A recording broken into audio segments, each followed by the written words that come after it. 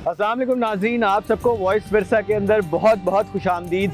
मेरा नाम है अहमद और इस प्रोग्राम के अंदर हम जाते हैं पाकिस्तान के अंदर मौजूद मुख्तलिफ तारीख़ी इमारात के ऊपर और उन तारीख़ी इमारात की कहानियों को जानने की कोशिश करते हैं। और इसी सिलसिले के अंदर आज हम आए हैं एक बड़ी ही यूनिक बिल्डिंग के ऊपर, जो कि आम तौर पे लोगों के दाखिले के लिए बंद होती है, लेकिन हम लोगों ने खसूसी परमिशन लेके जो है वो इस प्रोग्राम की रिकॉर्डिंग करने का आज फैसला किया है। और हम अपने साथ आपको भी जो है इस बिल्डिंग की अंदर वाली साइड दिखाएंगे और इसके बारे में बात करेंगे, इसकी तारीख़ के बारे में बात करेंगे और इसकी क्या सिग्निफिकेंस रही है तारीख़ में, उसके बारे में भी बात करेंगे। तो आज की इस एपिसोड के लिए हम यहाँ शेखुपुरा पे पहुँचे हैं और जिस बिल्डिंग को हम कवर करेंगे वो है शेखुपुरा का किला। और ये बिल्डिंग तामीर हुई थी मुगलिया दौर के अंदर, लेकिन इस बिल्डिंग की जो तारीख़ पीक पे पहुंची वो पहुंची सिख दौर के अंदर। और फिर उसके अंदर जो है इस किले के अंदर मुख्तलिफ कंस्ट्रक्शंस हुई, मुख्तलिफ बिल्डिंग्स बनी और आज हम उसी कंस्ट्रक्शंस को देखेंगे, उनके बारे में जानेंगे और ये पता करने की कोशिश करेंगे कि आखिर क्यों सिख दौर के अंदर ये इमारत इतनी ज़्यादा अहम बन गई। तो चलिए शुरू करते हैं आज की एपिसोड।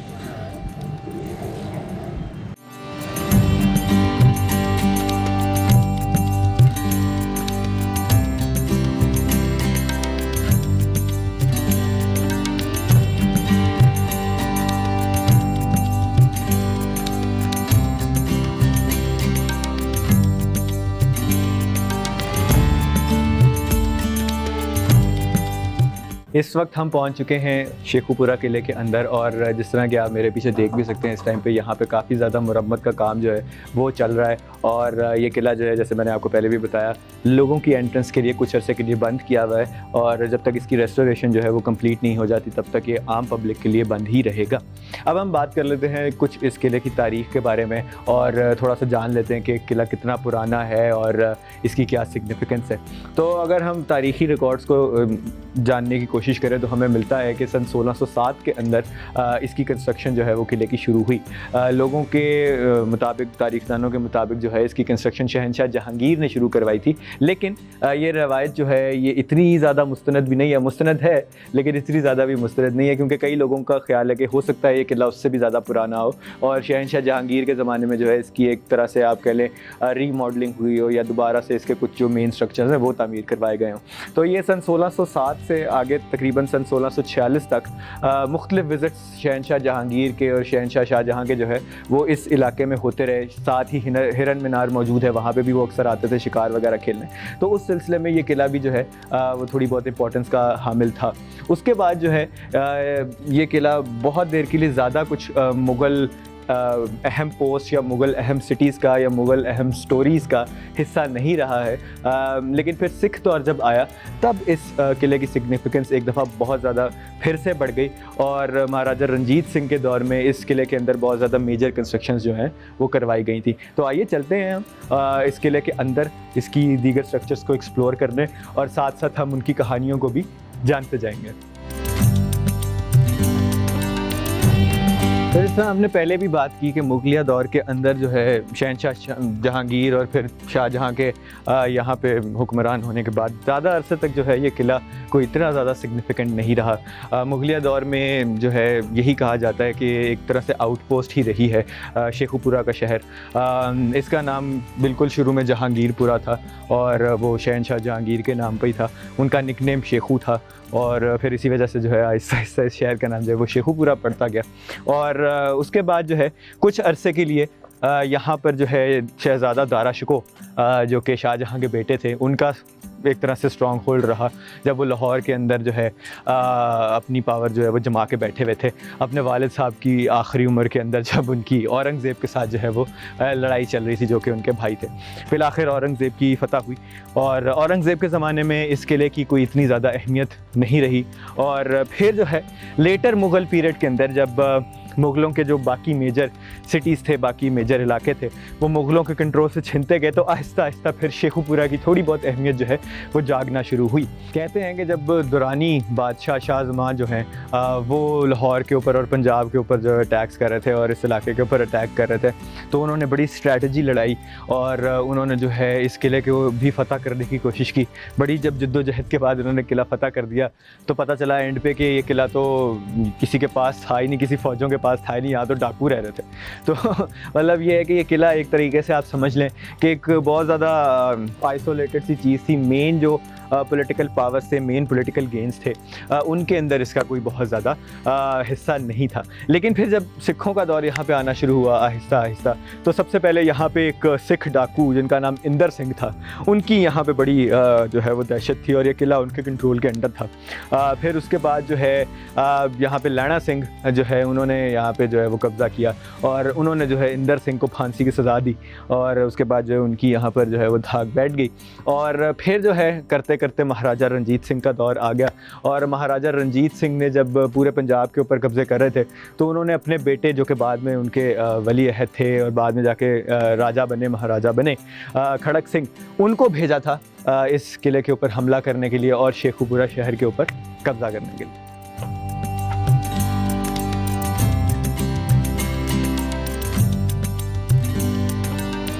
अब इस टाइम हम बात करते करते आ गए हैं तारीख़ के उस दौर के अंदर कि जब इस किले की और इस शहर की सिग्निफिकेंस जो है वो बढ़ना शुरू होती है। ये दौर है सिख पीरियड और सिख पीरियड के अंदर मुख्तलिफ़ जंगें हुई, मुख्तलिफ़ सिख मिसलों और सिख एम्पायर्स के बीच में इस किले की और जनरली पूरे पंजाब के अंदर मुख्तलिफ़ शहरों के ऊपर कब्ज़े की। तो उस जंग के अंदर जब महाराजा रंजीत सिंह की पावर जो है वो फैलना शुरू हुई और वो महाराजा पंजाब के बन चुके हुए थे, तो उन्होंने इस किले के ऊपर जब कब्ज़ा करने की कोशिश की तो उन्होंने अपनी फ़ौज भेजी अपने बेटे खड़क सिंह की क़यादत के अंदर, लेकिन उन्होंने बड़े बुरे तरीके से अंडर एस्टिमेट किया इसको। तो उन्होंने जब यहाँ पे फ़ौजें भेजी तो उनका ख्याल था कि वो बड़ी आसानी से जो है इस किले के ऊपर कब्ज़ा कर लेंगे, लेकिन यहाँ पे जो पहले से लोग बैठे हुए थे उन्होंने बड़ी मुज़ाहमत दिखाई और खड़क सिंह जो है वो बारहा कोशिश के बावजूद जो है वो नाकाम होते गए।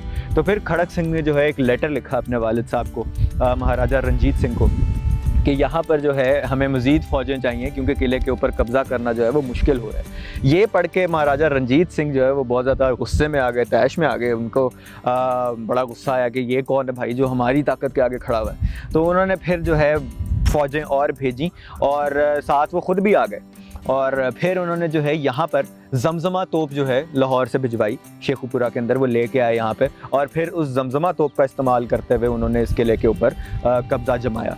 अब जमजमा तोप अगर आपको मैं बताऊँ तो इसको अंग्रेज़ी में किम्स कैनन भी कहते हैं। ये काफ़ी पावरफुल एक कैनन थी उस ज़माने की। ये कुछ किले के अंदर भी पड़ी हुई है, लाहौर वाले किले के अंदर जो शाही किला है, तो वो उन कैनन्स का इस्तेमाल किया गया था यहाँ पर और उसके अंदर बहुत ज़्यादा खून खराबा हुआ, बहुत सारे लोग मरे, लेकिन बहरहाल महाराजा रंजीत सिंह की फ़ौजों ने यहाँ पर कब्ज़ा कर लिया। अब उसके बाद जो है इस किले को एज अ किला इस्तेमाल नहीं किया गया बल्कि एक जागीर के तौर पे अलॉट कर दिया गया। उनकी एक बीवी थी दत्तर कौर उनको, और दत्तर कौर के अंडर ही जब वो इस किले की मालकन थी उसी के अंडर जो है ये किला जो है इसकी कंस्ट्रक्शन जो है जो यहाँ के सबसे मशहूर स्ट्रक्चर्स हैं उनकी कंस्ट्रक्शन जो है यहाँ पे शुरू हुई और जो उस ज़माने की सबसे मशहूर कंस्ट्रक्शन थी उनको भी हम देखेंगे भी, तो उनके बारे में बात भी करेंगे और दत्तर कौर के रोल के बारे में भी बात करेंगे इस किले की डेवलपमेंट के अंदर। और दत्तर कौर ने जब वो यहाँ पे मौजूद थी इस किले के अंदर, उन्होंने जो हवेली तामीर करवाई वो 6 मंजिला हवेली थी और उसके अंदर बहुत ही ज़्यादा खूबसूरत फ्रेस्को डिज़ाइन जो है वो करवाए गए थे जो कि कांगड़ा स्टाइल के अंदर बनवाए गए थे। कांगड़ा स्टाइल जो है एक आर्ट का तरीका था। अभी हम आपको वो फ्रेस्कोस जो है यहाँ पे दिखाएंगे भी। तो उसके ज़रिए से जो है उन्होंने इस किले को बहुत ज़्यादा खूबसूरत कर दिया। इसके अंदर जो उन्होंने इमारत ऐड करवाई थी अपनी हवेली वो बहुत ज़्यादा खूबसूरत थी। आज भी उसके जो आसार यहाँ पे मौजूद हैं वो नहायत खूबसूरत हैं और उस ज़माने में अपने पीक के ऊपर वो कितनी खूबसूरत दिखती होगी इसका अंदाज़ा आप उसको देख के लगा सकेंगे। लेकिन सिख एम्पायर की कहानी जितनी रोमांटिक लगती है, जितना रोमांटिक लगता है महाराजा रंजीत सिंह का राइज़ पे पहुँचना इतनी जल्दी और अंग्रेज़ों के उस दौर में जब अंग्रेज़ हिंदुस्तान के हर खित्ते के ऊपर जो है वो कब्ज़ा किए जा रहे थे, पंजाब एक रेजिस्टेंस के तौर पे सामने आया और अंग्रेज़ों को जो है उन्होंने आंखों में आंखें देख के उनके साथ बात की। तो इस ज़माने के अंदर ये बड़ी रोमांटिक स्टोरी लगती थी एक local Hindustani point of view से। लेकिन सन 1849 के अंदर जो है ये किंगडम फाइनली फॉल करता है अंग्रेज़ों के सामने और फिर उसके बाद जो है एक बहुत ही सैड तारीख शुरू होती है। सिख एम्पायर के जो आखिरी कुछ चश्मो चिराग थे थे उनकी। और ये जो बात हम कर रहे हैं जिस दौर की, इस दौर के अंदर जितने भी जो लीडर्स थे सिख एम्पायर के, जिनके आपने नाम सुना होगा, रणजीत सिंह, उसके बाद खड़क सिंह, नौनिहाल सिंह, यहाँ तक कि महाराजा शेर सिंह, इन सब का इंतकाल हो चुका हुआ था और मुख्तलिफ खाना जंगियाँ चल रही थी सिखों के बीच में उस टाइम के ऊपर। तो आखिरी जो प्रिंस थे, आखिरी जो महाराजा थे, वो थे महाराजा दुलीप सिंह। वो काफ़ी कम उम्र थे उस टाइम पे जब पंजाब का किंगडम जो है वो फॉल किया था। और उनकी जो वालदा थी उनका नाम था रानी जिंदा। और रानी जिंदा जो हैं उनको और शुरू में महाराजा दुलीप सिंह को जो है इस किले के अंदर जो है वो बंद रखा गया था, नज़रबंद रखा गया था। लेकिन फिर उसके बाद अंग्रेज़ों ने यहाँ पे जो सफाकियाँ की, उनका असर जो है उस महाराजा ख़ानदान के ऊपर भी पड़ा और उन्होंने रानी जिंदा और महाराजा दुलीप सिंह को जो है वो अलग अलग कर दिया। और एक बड़ा ही दुखी लेटर जो है वो रानी जिंदा ने लिखा अंग्रेज़ों को, अंग्रेज़ सरकार को, जब उनके बेटे से उनको अलग कर दिया गया। और उस ख़त के कंटेंट के बारे में भी हम अभी बात करते हैं और जानेंगे कि उस ख़त के अंदर रानी जिंदा ने किस तरीके से अपने गम का जो है वो इजहार किया था।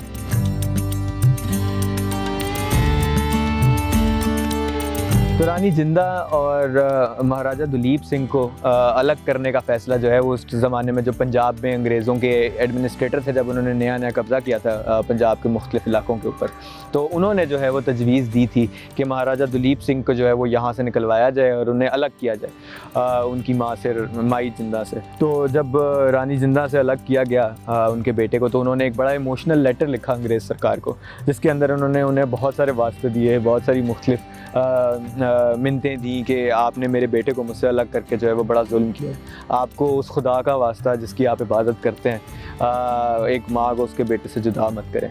लेकिन अंग्रेज़ जो थे उस ज़माने में काफ़ी ज़्यादा शफ़ाक थे और न सिर्फ अंग्रेज़ बल्कि जितने भी कॉलोनाइज़र्स थे यूरोपियन, उन्होंने जहाँ जहाँ भी कॉलोनीज़ बनाई उन्होंने बहुत ज़्यादा जुल्म किए थे लोकल लोगों के ऊपर और रहम उन्होंने कहीं किसी को नहीं दिखाया था। आज जो है वो जब ह्यूमन राइट्स की बात होती है तो अक्सर जो है वो अपने माजी से सरफ़ नज़र कर देती हैं ऐसी यूरोपियन पावर्स, लेकिन उन्होंने जो है बहुत ज़्यादा जुल्म जो है वो यहाँ के लोकल लोगों पे ढाया है। ख़ास तौर पे हिंदुस्तान के अंदर अंग्रेज़ों ने जो जुल्म की दास्तान रकम की थी उसकी नज़ीर भी बड़ी मुश्किल से ही मिलती है। तो यहाँ पर जो है हम अपनी कहानी को एक थोड़ा सा पॉज देंगे और लेंगे एक छोटी सी ब्रेक। आप हमारे साथ जुड़े रहिएगा। ब्रेक से वापस आने के बाद हम बात करेंगे इस किले की तारीख़ की, जो अंग्रेज़ सरकार के यहाँ पे आने के बाद रकम हुई और उसके जो मुख्तलिफ स्ट्रक्चर्स इस किले के अंदर मौजूद हैं उनके आर्किटेक्चर के बारे में भी बात करेंगे। तो हमारे साथ जुड़े रहिए। ब्रेक से वापस आके हम बात को कंटिन्यू करेंगे।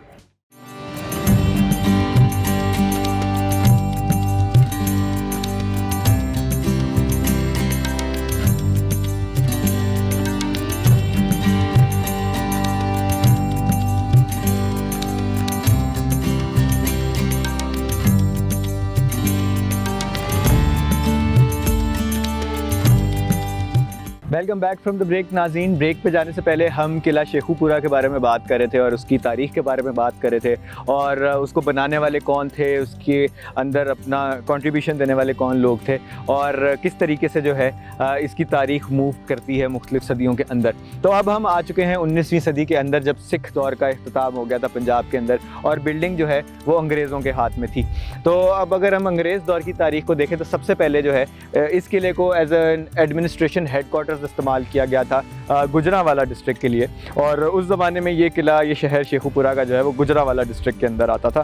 और उसके बाद फिर जब किलों की मुख्तलिफ डिस्ट्रिक्ट्स की जो है वो तकसीम हुई दोबारा से अंग्रेज़ दौर के अंदर, तो फिर शेखुपुरा का नया ज़िला यहाँ पे बनवाया गया और फिर इस इमारत को as an administration unit use किया गया शेखुपुरा ज़िले के लिए। और फिर मुख्तलिफ औकात के अंदर अंग्रेज़ दौर के अंदर इसको मुख्तलिफ मकासद के लिए इस्तेमाल किया जाता रहा। एक ज़माने में जो है यहाँ पे पुलिस चौकी वगैरह भी बनवाई गई थी और फिर करते करते जो है वो पार्टीशन का टाइम आया और पार्टीशन के बाद जो है ये किला फिर पाकिस्तान के कंट्रोल में आया, क्योंकि पाकिस्तान के अंदर आ गया था शेखुपुरा। और सबसे पहले जो यहाँ पे रिहायशी आए थे आज़ादी के बाद वो थे ईस्ट पंजाब से या मशरक़ी पंजाब से आने वाले माइग्रेंट्स, या वो लोग जो अपनी सारी ज़मीनें छोड़ के जो है वो पाकिस्तान हिजरत कर रहे थे पंजाब से, इंडिया वाले पंजाब से। तो उन लोगों को यहाँ पे ठहराया गया था। यहाँ पे एक कैंप कायम किया गया था, रेफ्यूजी कैंप, जिसके अंदर मुख्तलिफ लोग जो है वो यहाँ पे काफ़ी अरसे तक ठहरे। उसके बाद जो है इसके ऊपर मुख्तलिफ लोगों का कब्ज़ा हो गया, क्योंकि ये अबैंडन हो गया था और मुख्तलिफ लोगों ने इसके ऊपर कब्ज़े किए रखे। और फिर सन 1967 के अंदर जो है ये किला आर्कियोलॉजी डिपार्टमेंट के कंट्रोल के अंदर आ गया और फिर आर्कियोलॉजी डिपार्टमेंट के अंडर ही रहा अप अंटिल पिछली डेकेड के, जब फिर जो आर्कियोलॉजी का जो टॉपिक है या जो अमूर है वो सूबों के अंदर जो है वो डिवाइड कर दिए गए थे। और फिर उसके बाद जो है ये आर्कियोलॉजी डिपार्टमेंट पंजाब के कंट्रोल में आ गया और आज भी जो है वो आर्कियोलॉजी डिपार्टमेंट पंजाब ही इस किले को एडमिनिस्टर कर रहा। तो नाज़रीन, अब हम चलते हैं इस किले के अंदर मौजूद कुछ बिल्डिंग्स के अंदर और उन बिल्डिंग्स का अंदर से आर्किटेक्चर भी देखते हैं और उनके अंदर जो आर्ट वर्क सर्वाइविंग है उसको भी थोड़ा सा देखते हैं और जानने की कोशिश करेंगे कि उनके पीछे क्या कहानी है और क्या स्कीम यूज़ हुई है। तो चलिए शुरू करते हैं और चलते हैं इस बिल्डिंग के अंदर। ये बिल्डिंग 6th दौर की बनी हुई एक बिल्डिंग है, तो आइए इसके अंदर चलते हैं और इसी बिल्डिंग से हम जो है वो यहाँ पे मौजूद एक दूसरी बिल्डिंग के अंदर भी जाएंगे। तो आइए शुरू करते हैं अपना सफ़र। तो जी नाज़रीन, इस टाइम पे अब हम उस हवेली के अंदर पहुंच चुके हैं, उस 6th दौर की इमारत के अंदर पहुंच चुके हैं और आप मेरे पीछे देख सकते हैं कि जो इसके खंडरात हैं, इसकी जो छत है वो गिर चुकी हुई है इस कमरे की और आगे वाले कमरे की भी। तो अगर हम इसको थोड़ा सा करीब से देखें तो हमें मालूम होगा कि जो इसकी छतें हैं, जो कमरे के अंदर छतें डली हुई हैं, वो गारे और बालों के साथ डली हुई हैं। इसके अंदर जो है वो लेंटर वगैरह तो ऑब्वियसली उस ज़माने में इस्तेमाल नहीं होता था, तो बाले इस्तेमाल हुए हैं और उन्हीं जो बालों की मदद से जो है यहाँ पर छत डाली हुई थी। और अब काफ़ी सारे जो कमरे हैं उनकी वो गिर चुकी हुई है। लेकिन अगर हम यहाँ से पीछे देखें तो हमें 6th दौर की जो एक तरह से समझ लीजिए आप ट्रेडमार्क किस्म की जो खिड़कियाँ और जो नीशेज़ हैं, बाहर इनकी खिड़कियाँ भी इसी शेप की अक्सर हुआ करती थी, तो वो हमें वहाँ पे पीछे नज़र आती हैं। और अगर आपने इस चीज़ को अंदाज़ा लगाना हो इस चीज़ का कि 6th दौर की है या किसी और दौर की है, तो अगर 6th दौर की निशानी आपने लेनी हो तो वो जिस तरह नीचे आपको वो नज़र आ रही है बनी हुई एक चीज़, तो वो जो है खिड़कियों के नीचे या नीशेज़ के नीचे जो है वो 6th दौर के अंदर बनवाई जाती थी। और इसके अलावा अगर आप ऊपर देखें तो ऊपर भी जो है वो इसी तरह लकड़ी के फट्टे लगा के जो है वो छत लगी हुई है। और हम जहाँ जिस कमरे के अंदर या जिस राजदारी के अंदर खड़े हुए वहाँ पर भी जो है वो इसी तरह लकड़ी के जो हैं फट्टे उनके साथ जो है वो छत डली हुई है। और अगर आप एक और 6th दौर की कैरेक्टरिस्टिक देखना चाहते हैं तो वो आपको यहाँ पे नज़र आ जाएगी। इस तरह की नीशेज़ जिनके अंदर चिराग वगैरह रखे जाते थे उनका इस किस्म का डिज़ाइन होता था 6th दौर के अंदर। मुगलिया दौर के अंदर थोड़ा सा मुख्तलिफ होता था, मुगलिया दौर के अंदर नीशेज़ और तरीके से बनाए जाते थे, लेकिन 6th दौर की जो निशानी है वो ये है कि इस तरीके से बनाई जाती थी कि उसके नीचे भी इस तरह की एक चीज़ आती थी, जिस तरह आप यहाँ पे देख सकते हैं कि वो बिल्कुल नीचे एक उसको शेप दी जाती थी और ऊपर वाली साइड पे भी इस तरह की एक शेप होती थी। तो इससे हमें ये भी आइडिया हो जाता है कि सिख आर्किटेक्चर जो है वो फुल स्विंग के अंदर जो है यहाँ पे बना हुआ है। जी, अब हम इस इमारत के ऊपर जा रहे हैं और इसकी दीगर मंजिलों को जो है वो कवर कर रहे हैं। तो यहाँ पे अगर आप देखें तो यहाँ पे उन्होंने लिख के भी लगाया हुआ है कि ये डेंजरस बिल्डिंग है और यहाँ पे जो है वो आम तौर पे विजिटर्स अलाउड नहीं होते, क्योंकि काफ़ी ज़्यादा नाजुक सूरत हाल के अंदर ये बिल्डिंग मौजूद है। और यहाँ से अब हम चलते हैं इसके आगे वाले हिस्से के अंदर और उसको थोड़ा सा एक्सप्लोर करते हैं।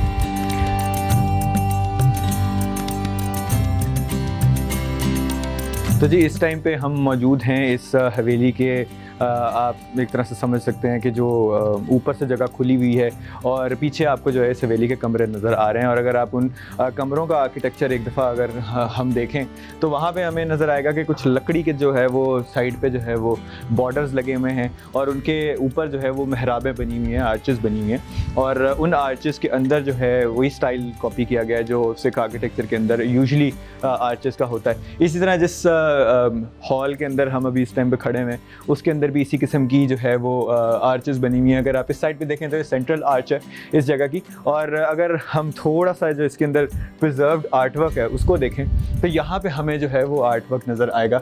और पैलेट आप देख सकते हैं कि जो कलर पैलेट है वो ब्लू और येलो है मेन, और इस पूरी बिल्डिंग के ऊपर जो है वो इसी किस्म का पैलेट जो है वो यूज़ हुआ होगा, क्योंकि इसी तरह का पेंट जो है उसके निशान हमें कुछ और जगहों पे भी नज़र आ रहे हैं। तो आप इससे एक दफ़ा अंदाज़ा लगा सकते हैं कि वाइट, फिर ब्लू और फिर बीच में थोड़ा सा येलो रंग का जो है वो पैलेट इस्तेमाल किया गया था इस बिल्डिंग को डेकोरेट करने के लिए और उसके ऊपर मुख्तलिफ जो है वो डिज़ाइंस बनाने के लिए। अब अगर हम इसको देख लें करीब से तो यहाँ पे भी आपको वो नीशेस जो है वो ज़रूर दिख जाएंगी, और इस पूरे हॉल के अंदर जो है यहाँ पे उसी तरह की जो है वो नीशेस पाई जाती हैं। और अगर आप यहाँ पे देखें तो यहाँ पे भी आपको उड़ा हुआ रंग और वो जो उसके उड़े हुए फ्रेस्को वर्क्स हैं वो यहाँ पे नज़र आ जाएंगे, और वही कलर पैलेट जो ब्लू, येलो और वाइट का जो पैलेट है वो यूज़ हुआ है। और अगर आप पीछे वाले कमरों के बाहर वाली साइड पे देखें तो उधर भी बाहर वैसी ही नीशेस जो है वो बनी हुई हैं जिनके अंदर जो है वो चिराग वगैरह रखे जाते थे।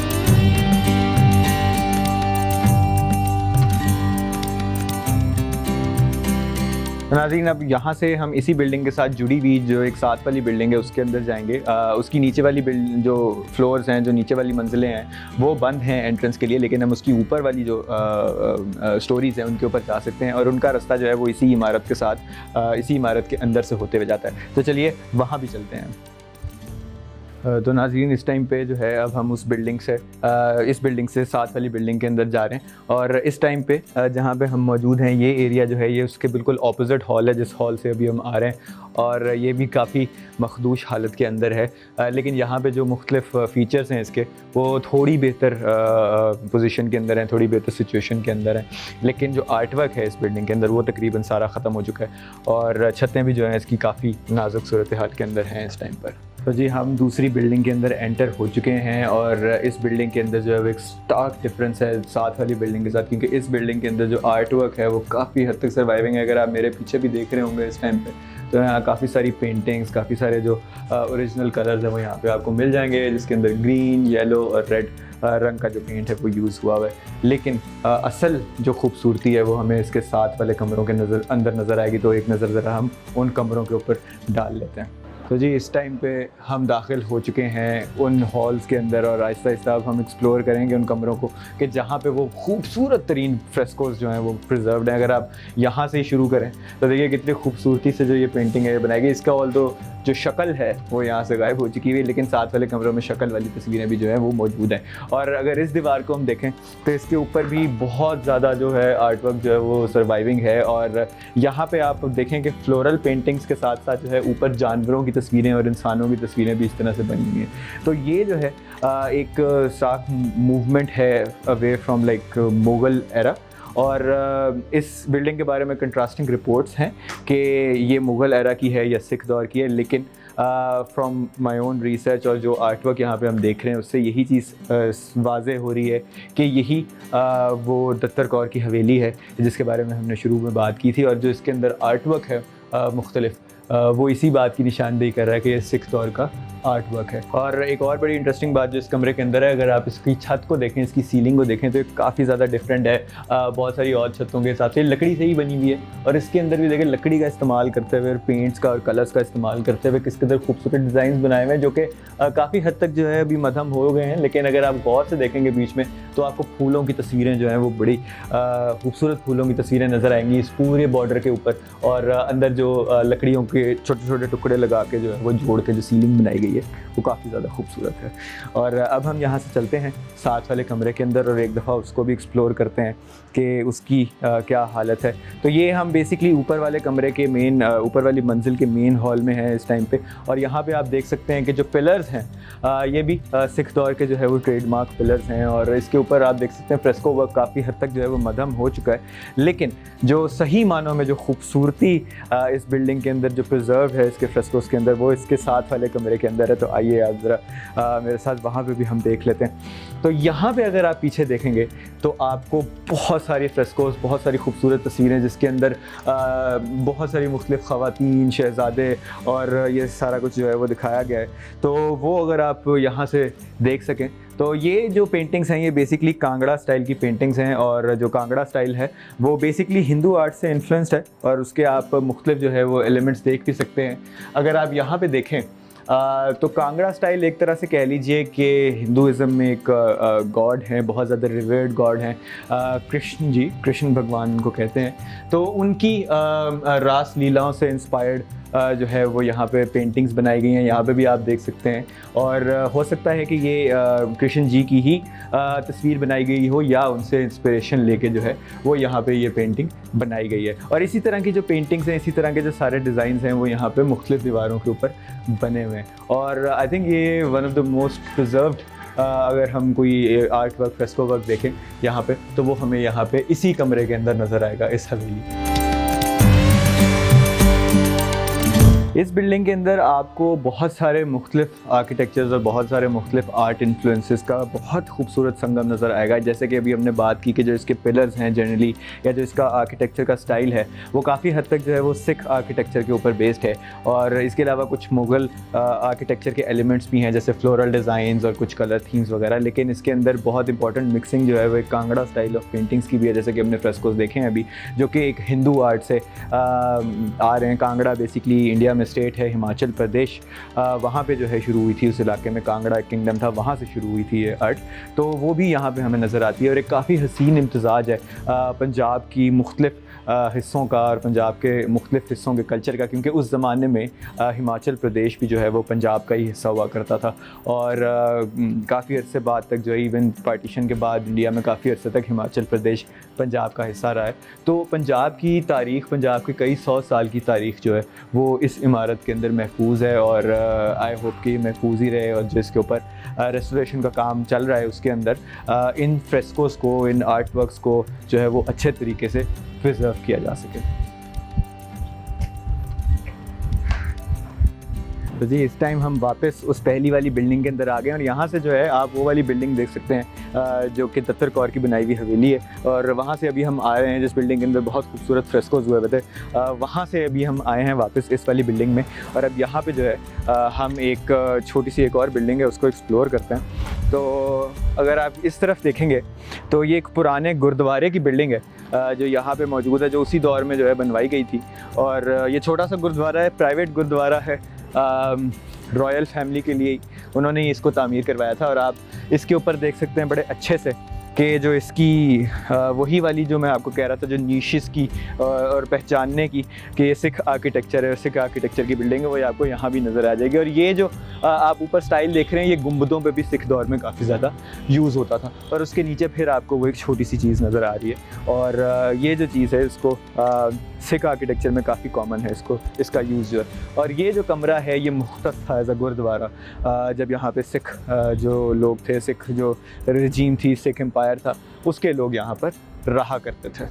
जी नाज़रीन, इस टाइम पे अब हम आ चुके हैं इस किले के खुले एरिया के अंदर। और आप मेरे पीछे जो है वो देख सकते हैं एक छोटा सा तह खाना है, वहाँ पे हम नहीं जा सकते क्योंकि काफ़ी ज़्यादा सेंसिटिव छत है उस एरिया की। और उसके बिल्कुल पीछे जो है वो कुछ गार्ड्स के रूम्स हैं, जहाँ पे गार्ड जो है रात को पहरा दिया करते थे, दिन टाइम जो है वो पहरा दिया करते थे। इसी तरह जो है यहाँ पे भी इसी तरह का कमरा मौजूद है। और उसकी बैक साइड पे, और इसी तरह पूरी जो आउटर वॉल है किले की, वहाँ उसके साथ साथ ये जो है वो छोटे छोटे से कमरे मौजूद हैं। और अगर हम यहाँ पे देख लें तो यहाँ पे एक और उस ज़माने की बड़ी एक इम्पॉर्टेंट चीज़, एक बड़ा इंपॉर्टेंट स्ट्रक्चर मौजूद है जो कि कुआं है। तो ये पुराने ज़माने का यहाँ पे कुआं है। पूरे किले के अंदर 2 कुएँ, और दोनों कुएँ जो है वो किले की पानी की ज़रूरत को पूरा करने के लिए जो है वो इस्तेमाल किए जाते थे। ये काफ़ी ज़्यादा गहरा कुआं है, और मैं इसके यहाँ बाहर ही खड़ा हूँ, लेकिन इसका एंड जो है वो कहीं पे नज़र नहीं आ रहा है इस टाइम। और ये काफ़ी ज़्यादा फीट नीचे मौजूद है कुआं, प्रॉबेबली जितना, क्योंकि किला भी काफ़ी ऊंचाई के ऊपर बना हुआ है। और जिस प्लेटफॉर्म पे अभी हम मौजूद हैं ये किले की बेस से भी ज़्यादा ऊंचा है। तो अगर आपने पानी निकालना है किले के अंदर से या नीचे से, तो ये कुआं ऑल द वे बेसमेंट, और फिर बेसमेंट से भी ज़्यादा नीचे गया होगा। तो आप अंदाज़ा लगा सकते हैं कि इस कुएँ की गहराई कितनी ज़्यादा है। तो जी, ये इस टाइम पे आप हमारे पीछे जो खंडरात देख रहे हैं, ये मुगलिया दौर की एक मस्जिद है छोटी सी, जो कि अब काफ़ी हद तक बिल्कुल ख़त्म हो चुकी है। लेकिन इसके अंदर कुछ जो आसार हैं एक मस्जिद होने के, वो आज भी मौजूद हैं, और आप वो अंदर देख सकते हैं। और यही जो खंडर है, ये मुगलिया दौर की इमारत में से जो यहाँ पे मौजूद हैं, बहुत कम उनमें से एक है। तो नाज़रीन, ये एक और पुरानी बिल्डिंग है जो यहाँ पे मौजूद है, जो कि काफ़ी बख्तूश हालात में है। ये उस हवेली के बिल्कुल सामने मौजूद है ये वाली बिल्डिंग। अगर हम इसके अंदर जो आर्ट वर्क के कुछ निशानात हैं उनको गौर से देखें तो ये प्रॉबेबली जो है ये मुग़ल पीरियड की बिल्डिंग लग रही है। और प्रॉबेबली इसी वजह से थोड़ी कन्फ्यूजन है कि वो वाली हवेली और ये वाली जो बिल्डिंग है आपस में कन्फ्यूज़ कर ली हैं। लेकिन अगर हम उसके ऊपर वाली साइड के ऊपर देखें तो हमें कुछ सिख एलिमेंट्स भी नज़र आएंगे, जिस तरह के हमने वहाँ पे भी डिस्कस किए हैं। तो ये कहना मुश्किल है कि ये जो बिल्डिंग है हो सकता है ओरिजिनली मुगलिया दौर की रही हो, लेकिन इसके ऊपर भी जो है वो सिख इन्फ्लुएंसेस आपको थोड़े बहुत दिखाई देंगे। और ये भी हो सकता है कि ये दोनों बिल्डिंग्स आपस में एक ज़माने में जुड़ी हुई हों और ये एक ही एक्सटेंडेड हवेली का हिस्सा हो, और ये कोई पुरानी बिल्डिंग हो जिसके साथ एक्सटेंशन में आगे वो वाली बिल्डिंग बनाई गई थी। तो जी ये वो बिल्डिंग है, सिख बिल्डिंग, जिसके अंदर से हम लोग होके आए हैं, जो हवेली के साथ वाली बिल्डिंग है, और वो बिल्डिंग जिसकी छत के ऊपर गुरुद्वारा है। तो ये आप इसका स्केल यहाँ पे देख सकते हैं। और ये एक और डिस्टिंग्विशिंग फैक्टर जो कि मुगलिया दौर से आप सिख आर्किटेक्चर का कर सकते हैं कि जो सिख आर्किटेक्चर की बिल्डिंग्स हैं वो इस तरह से प्लेन ऊंची काफ़ी ऊपर तक जाती थी और काफ़ी ज़्यादा मंजिलों की बिल्डिंग्स होती थी। तो ये एक और डिस्टिंग्विशिंग फैक्टर है। और अगर एक आप और डिस्टिंग्विशिंग फैक्टर एक देखना चाहें उस बिल्डिंग के ऊपर, उस हवेली के ऊपर जो कि सिख आर्किटेक्चर का है, तो वहाँ पर आपको वो छतरी नुमा जो है वो खिड़कियाँ दोबारा नज़र आएंगी। जिस तरह मैं पहले भी बता चुका हूँ कि जो सिख दौर की खिड़कियाँ या नीशेज़ होती थी उनके ऊपर इस किस्म का छतरी नुमा स्टाइल जो है वो बनाया जाता था। और यहाँ पे भी जो है वो आप देख सकते हैं उस स्टाइल को। और ये वही बिल्डिंग है जिसके अंदर काफ़ी ज़्यादा फ्रेस्कोज मौजूद थे, और हम जो है वहीं से ही अभी इस टाइम पर यहाँ आए हैं। और यहाँ पर जो है हम अपने सफ़र का इख्तिताम करते हैं शेखुपुरा किले के अंदर। उम्मीद करते हैं कि आपको ये जो पूरा सफ़र है, पूरी स्टोरी है, बहुत ज़्यादा पसंद आई होगी और आपने इसको थॉरली इन्जॉय भी किया होगा। और हम इसका इख्तिताम करेंगे किले की पुरानी दीवारों की बाकियात के साथ, जैसे कि आप पीछे देख सकते हैं जो डेकोरेटिव डिज़ाइन पीछे मौजूद है। और हम यहाँ से जो है वो इस उम्मीद के साथ जाएंगे कि आपने इस एपिसोड से कुछ सीखा होगा पंजाब की हिस्ट्री, पाकिस्तान की हिस्ट्री के बारे में, और जो मुख्तलिफ़ अदवार गुज़रे हैं इस ख़त्ते में हिस्ट्री के, उनकी मुख्तलिफ़ करैक्टरिस्टिक्स और खसूसियात के बारे में भी सीखा होगा। अगली बार हम हाज़िर होंगे किसी और कहानी के साथ, किसी और जगह के साथ। और तब तक के लिए आप अपना बहुत सारा ख्याल रखिए, जानने की कोशिश करते रहिए और खोज का सफ़र कभी रुकने मत दें। और यहाँ पर हम आपसे इजाज़त चाहेंगे। अपना बहुत सारा ख्याल रखिए, हमें इजाज़त दीजिए। खुदा ने के बाद।